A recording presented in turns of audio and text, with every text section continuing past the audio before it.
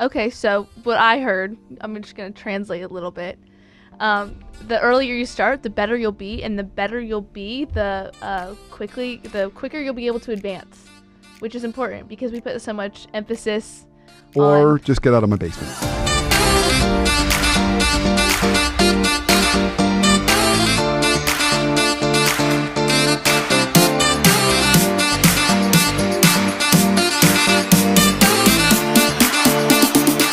This is the Brandon Smith Show, and I'm your host, Brandon Smith, and the entire purpose of the show is one singular thing. That's to help you live a life that much more free from dysfunction. This show is going to be a fun show. It is. I'm excited. Do you all recognize that voice, folks? That is the voice of the one and only Abby Smith. Yes, hello. I'm not the only Abby Smith. She's actually I'm not actually not Abby the only Smith. Abby Smith. She's the only Abby Smith in this room at this moment. Yes, I've got that going for me. But in the broader Atlanta area, no, you are not the only Abby Smith. Not the You're only one. You know, you're one of a million. Yes, thank Probably. you, Dad. You're Thank you. welcome. You're welcome. One of a million. You're welcome. So Abs comes on and we talk about lots of things. Today you Yeah. came in with a set of questions. I did. And these are, so I'm excited. So this show today, we're going to talk about kind of people getting their first job. Yes. And kind of new entry-level jobs, new jobs, high school jobs, college jobs, Yeah. and what kind of questions that you're hearing people ask about kind of what to expect in the workplace, how to navigate that stuff. Yeah, Sounds like that's the set of questions you've got for me today. it is. That's the set of questions I have, and I'm here representing my peers, the youths. Youths. The youths. But just kind of to kick it off, I think the most common question that people are Hold on. asking. Before you ask the go ahead. question, no, we're going to do the questions in a minute, Okay. but we have to acknowledge there's another guest in the studio. Ah, yes. You were trying to skip him. Okay, it's your youngest brother, Aaron Michael Smith, Hello. who just turned 12. There he is. There's the voice. Aaron, how are you? I'm doing good, and I'm very glad to be on the show. Yes, he's on. He's excited. Yeah. Okay. He's been chomping at the bit. To, Well, enough about him. No, I'm just kidding. I'm just kidding. this is what happens in my house every day. Every day. Don't worry, Abby. I'm off now. He really wants to take your seat. He does. He wants to sit in that Yes, seat. He's he's- been wanting to get on this show. Yeah, he has. He has.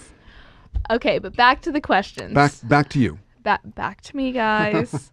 But I think the biggest question people are asking is why get a job? Like, what is a job going to do for them? So, kind of hit us with it. I know, it kills them, but it's important.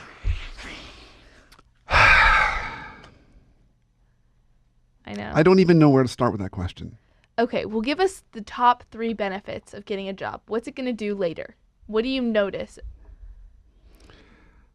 Other than the obvious, like you can be self-supportive and get to make money and learn how to take care of yourself and not Yes. live in your parents' basement. Good things, yeah. But why do you need to get younger? What's it going to do? Okay, so other than my typical dad answers, what it does do is, so what I have recognized and realized is just like every kind of clock we have in life, relationship clocks, we've got work clocks, we've got different kinds of maturity clocks. Yeah. And they are not tied to your year, they're tied to when you start it. So if you don't start working until you're 24, you're going to have the maturity of a 16-year-old that started working when they were 16, even though you're 24.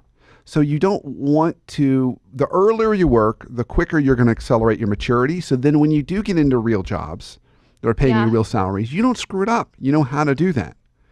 That's why I think we're seeing so much bumpiness in people's 20s in this particular generation. It's because Yeah. they have not started work early enough.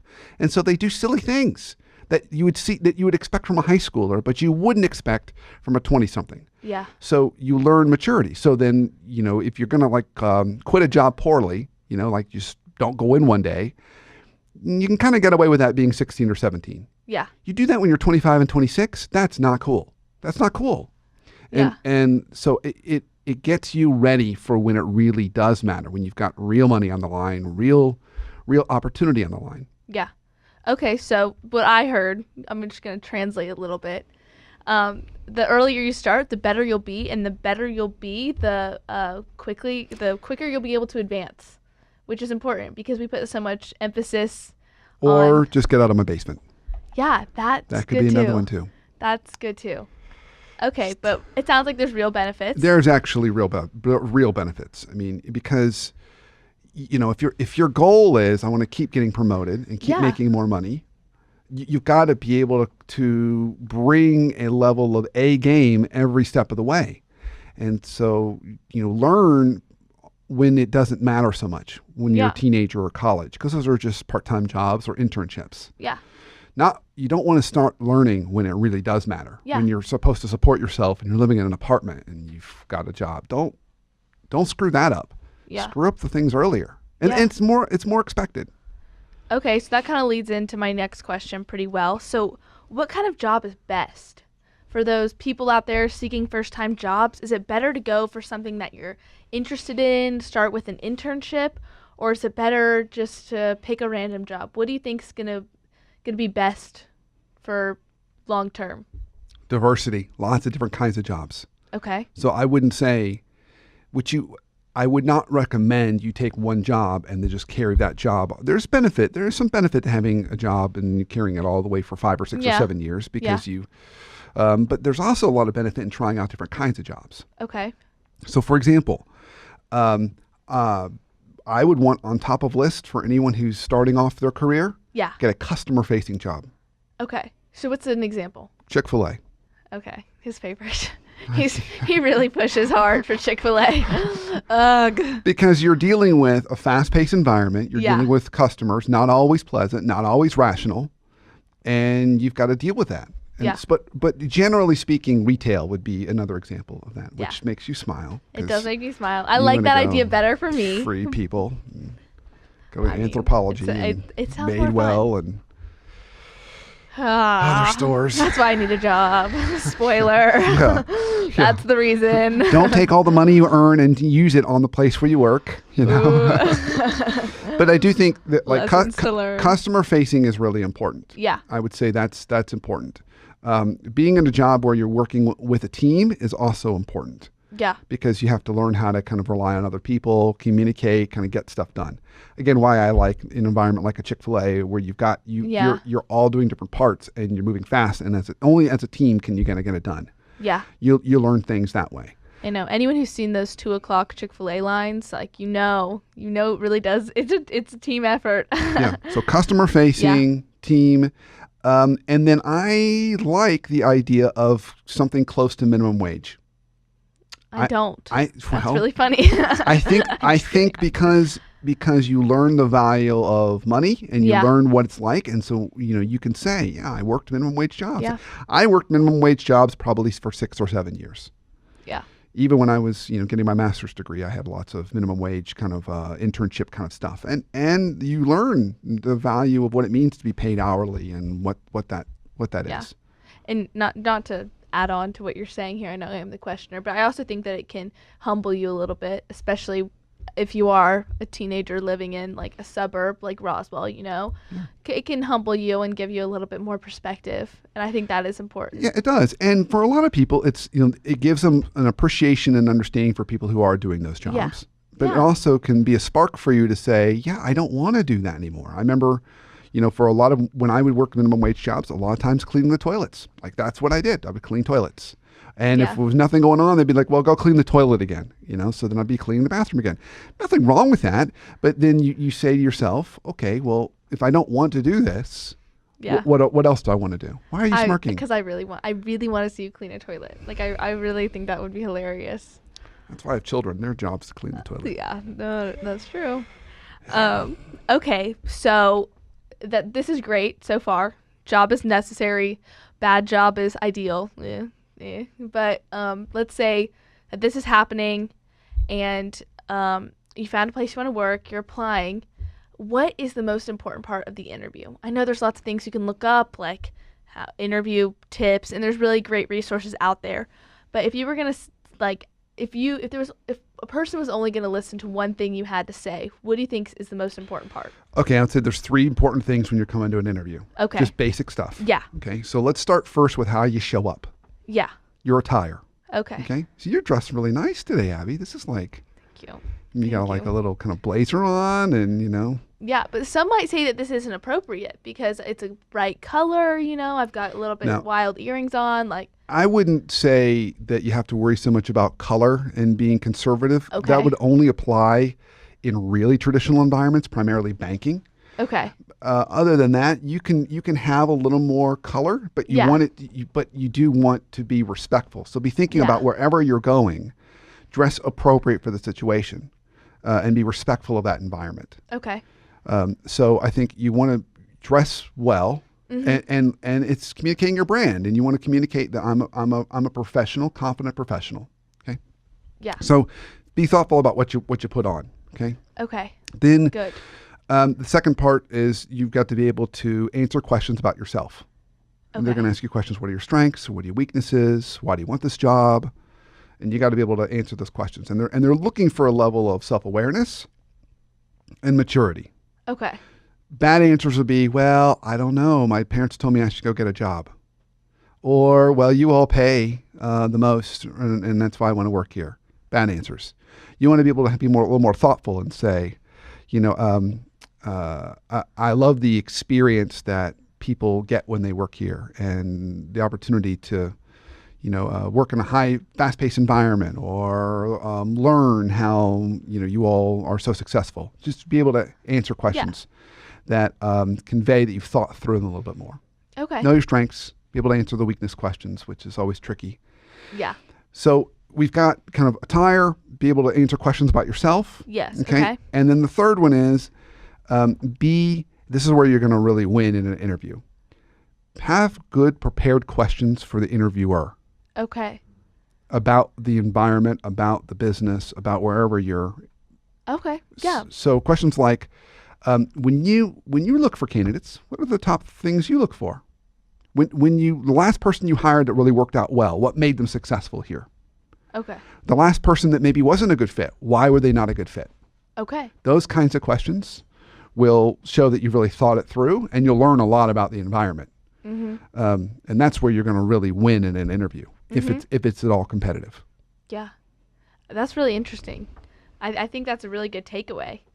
Okay, so that's actually, when I was researching, coming up with these questions, I actually came across something that was like questions that you should ask your coworkers, like when you first get the job. Do you think that there are things that you should ask the people that you're working with? How should you research the company or get more insight? Well, maybe you could ask people who naturally ask people who work there or have worked there. Yeah. What is good about the place, what's not so good about the place. You can ask those kinds of questions, of course. That's a great way to you're teasing out the culture. Tell me about the place. Is it a good environment, bad environment? Is it going to fit my personality? Is it not going to fit my personality? Some people like fast-paced. Some people would rather be in a more quiet, introverted environment. Yeah. So you can learn about those things. Once you kind of get the job, I think questions you'd want to ask would be things like, to a coworker, what's something that you wish you had known or someone had told you in the first couple weeks that maybe I should know? Yeah. What's something that you didn't know that you wish you had known? Yeah. In the first couple weeks. This is good. It's actually applicable to a lot of other things. Yeah. Just asking good questions prevents you from guessing in life in general. Yeah. Most people don't ask questions. They'd rather gamble. I don't know. That's just not me. Okay, we're at break already. We're there. So we're there. We're gonna roll into break, and then when we come back, I see there's still a lot of questions you haven't asked me yet. There are. I've got some good ones. We're about to get juicy. Really? The second part. Well, as I think as interesting as it can get. And some of these came from your friends? Yes. Part 2 did. Yeah. Part 2. Yeah. What we're about to get into. Yes. That. Am I allowed to guess the friend? Stop. Oh, I can't guess the friend. We're done. She just said no. She said no. You can't do that, Dad. Okay, we come right back. We're going to take on some more of Abby's questions about kind of first-time jobs and navigating the workplace. So stay tuned. We'll be right back.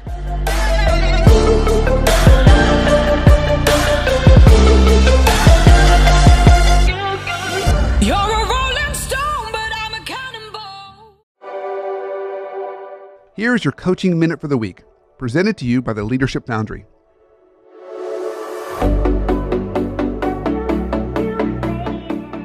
Dysfunction in the workplace, it's a pervasive problem.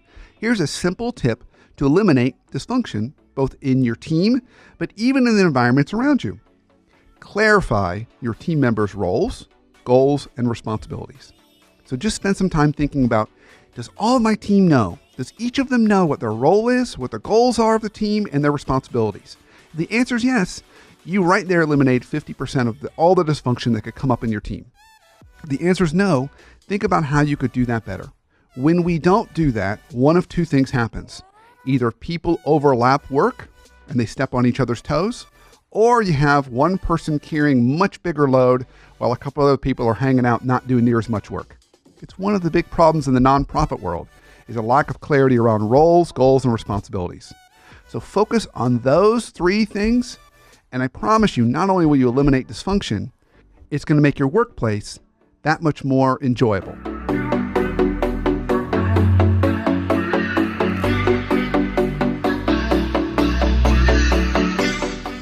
Welcome back to the Brandon Smith Show. Of course, I'm your host, Brandon Smith. And when we rolled into break, my amazing, lovely daughter, Abby, was asking questions We're about good. first-time job and job seekers. Yes. Yeah. So you said now part 2, which is what we're moving into now, are questions actually you got from your friends. Yeah.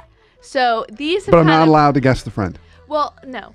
So these are kind of questions. They're not necessarily directly from my friends, but I've kind of created them off of stories I've heard from my friends. So I think like part of what the most intimidating part of getting a job is going to be the awkwardness factor. You know, there's a lot of awkward things that can happen to you when you're working. It's like, oh, do I really want to deal with that? No, like I don't want to. I'm not going to get a job.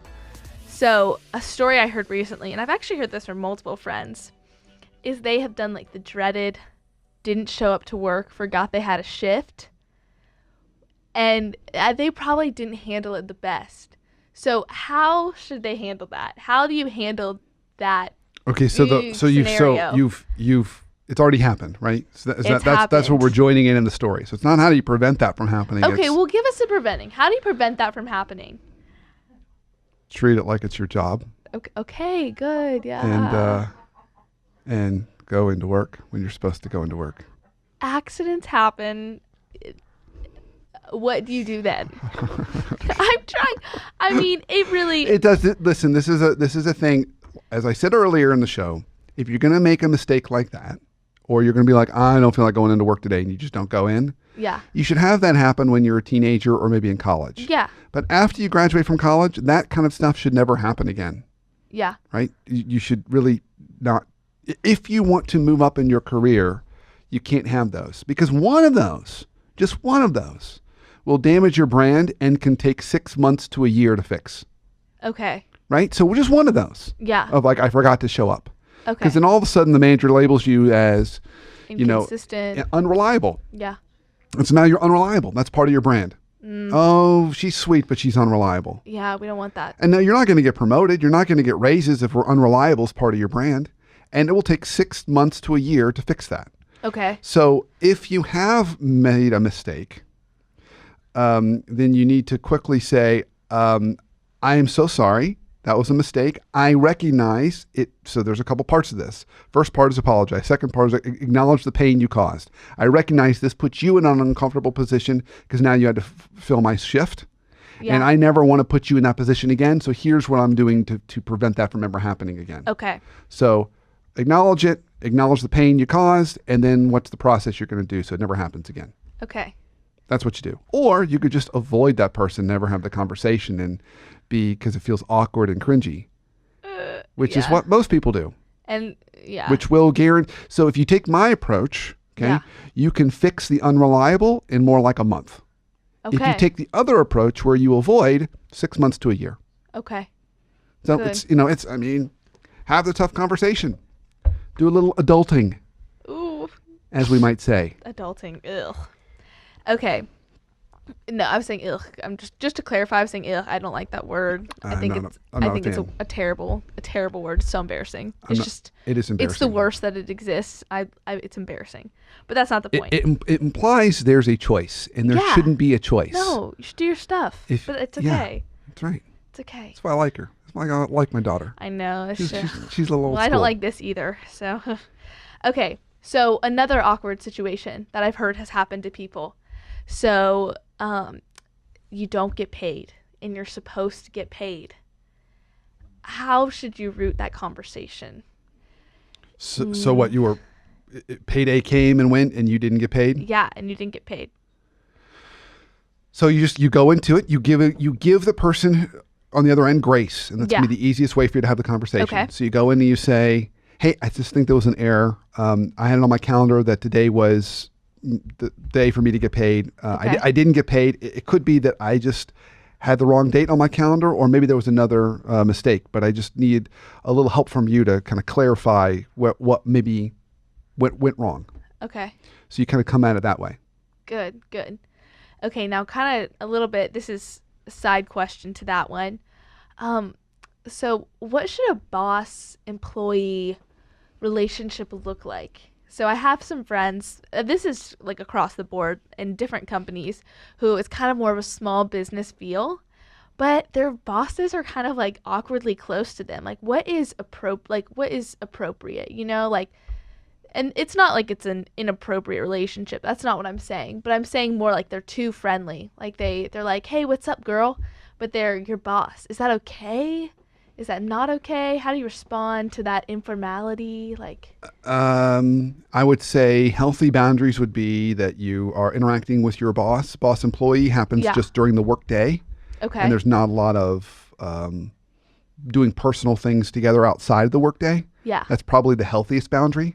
So you don't go out to dinner or go out and go grab brunch on the weekends. You tend to not do that unless you're talking about work. Yeah. So you can still talk about some personal stuff at work, but you really keep that relationship bound to the work hours.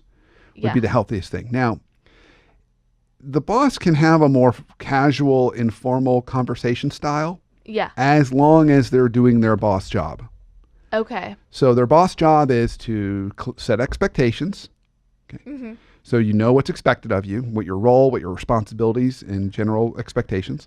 Provide you feedback, and then also provide you either resources or support to get your job done. Yeah. As long as they're doing those three things, they can have a little more casual conversation style with you. But if they're just skipping all those and just want to be your friend, then they're not doing their boss job. Yeah. You're smirking. I'm sorry. I was just about to apologize for my smirk. I'm smirking because I'm just having some Office flashbacks. I was watching The Office today, and it really had me thinking of that. Okay, so this is another question. What should technology in the workplace look like? Should you just kind of follow the rules that your employer has set up, or is there a good kind of across the board rule for phones in the workplace? Oh boy, that's culturally specific to the environment. Yeah. You're going to naturally be able to bring your own phone because that's just kind of commonplace today. I think the better question is going to be, how do you utilize it? So what you don't want to be is on your phone all the time, on your personal phone all the time. You want to have a certain professionalism, so when you come into the workplace, you're locked in to do your job. So it doesn't mean you can't have your phone with you. It doesn't mean you can't check your phone. But you know, if I'm walking into a work environment, I see someone who's just staring at their personal phone, you know, just checking Instagram or texting, that's not working. Yeah. So you want to have enough self-discipline to not be on your phone all the time. Be fully present.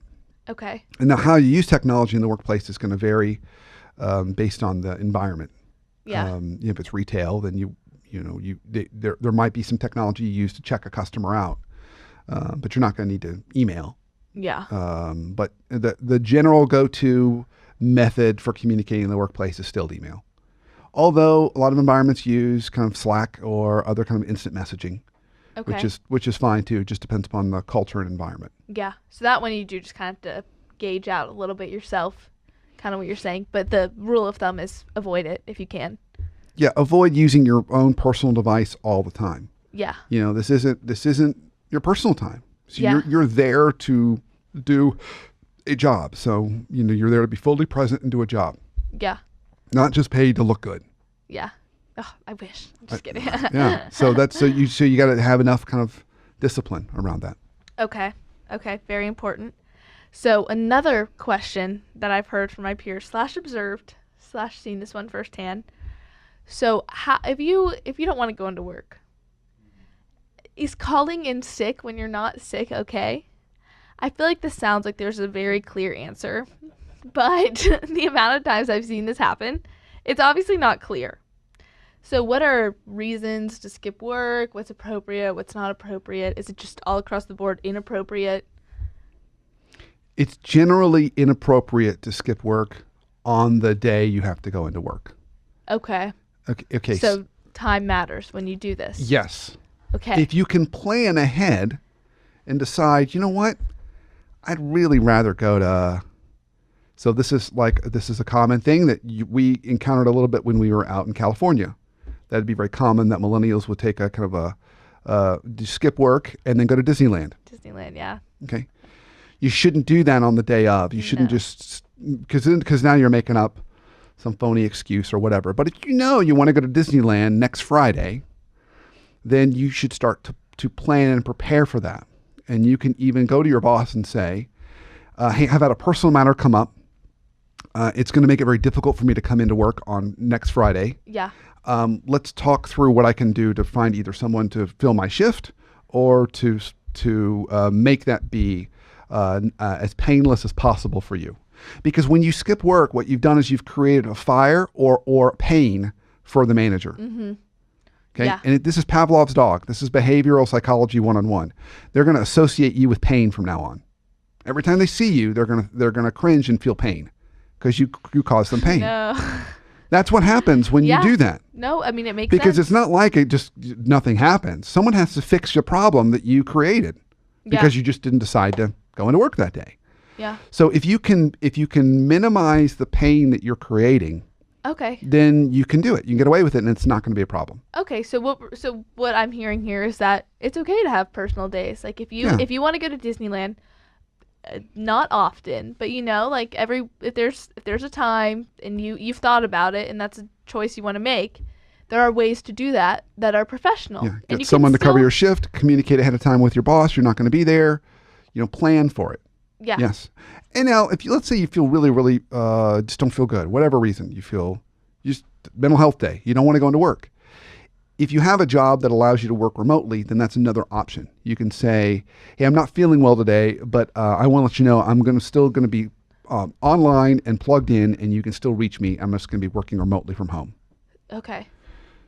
If you have one of those kinds of jobs. Maybe you're doing a social media job, or you're doing something that allows you to work more virtually. Yeah. You don't have to be there. Yeah. They often divide jobs into two kind of categories. There's project jobs and there's process jobs. Mm-hmm. Project jobs, you can kind of work anywhere. Process jobs, you have to kind of be there to watch the process. Yeah. You can't work remotely for Chick-fil-A. You got to be at Chick-fil-A. Yeah. You can't work remotely as a lifeguard. You got to be at the pool. True. Right? Yeah. But if you're doing social media or other stuff, you could work remotely. Yeah. Okay. Good stuff. Good stuff. Another big awkward thing I've just heard, kind of horror stories, is coworkers. And I know that this is obviously something that follows you throughout your career. But it's it never does. It's always high school's the last time you have to deal with awkward people. Yeah. Yep. Mm-hmm. After high school, you're good. Oh, thank goodness. That's what I wanted to hear. But so you go into an environment, coworkers, not great. What are good, easy ways to have the best coworker relationship possible? Like, what are some easy things people can do to be on good terms with their coworkers? I think there's two things you can do. One is, ask the coworkers what you could be doing to support them or help them. Okay. Okay, so kind of take that attitude, take it almost like they're a customer. Yeah. Okay. Even if you don't like them, that will at least minimize the negativity they give to you. Okay. And then another really simple one is every once in a while on a random Friday, if you're working on Monday through Friday kind of job, come in with donuts or bagels or just something and go around and Food always works. Food. Back when I got one of my first jobs, I remember on Fridays, I'd come in and get Krispy Kreme donuts, and I'd come in on Friday and I'd walk around with a box of donuts and I'd go to people's offices and say, hey, you want a donut? They would look at me really weird, like, why are you giving me a donut? I'm like, yeah, I just wanted to give you a donut. I got donuts. And it made a big difference.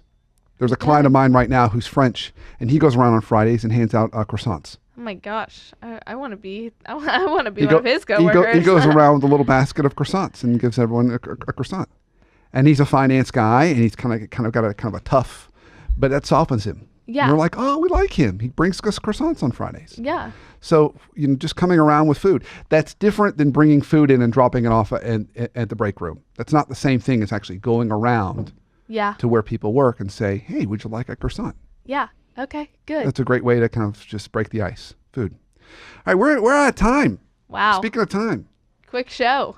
I know. So what I heard today was you're going to get a job where you're going to work hard and you're going to do great in the interview and you're going to make lots of money and not live in my basement. That is the goal. That's the sum of, so that's what we learned today. Excellent. Adulting. It's always a good time here. Adulting 101. Always fun. So I'll ask you this, Abby, just for fun. Any life hack you have for oh us my today? goodness, I should be prepared for this, but I'm not. You want to punt to Okay, next time? No, I'm not gonna punt. I'm gonna roll with it. I'm pulling Aaron. This is something he does often. He just goes with it. I think a good life hack: practice positivity where you can. Something I've been trying to do. Practice Read some positivity. books about it. It's a pretty powerful thing. Think of some things you're grateful for. It's good. Okay. That's my life You can hack. start with your dad. You're grateful for your dad. Oh. I'm feeling the love already.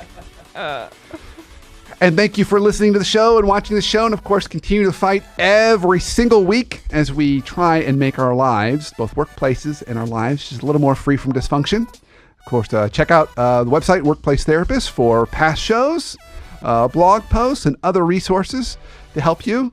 And if you're listening to this on iTunes, please rate the show. That's how people learn about us and continue to grow in followership. So we get more and more people out there just like you trying to make the world a little bit better. So until our next show, have a great week and an awesome life. Yes.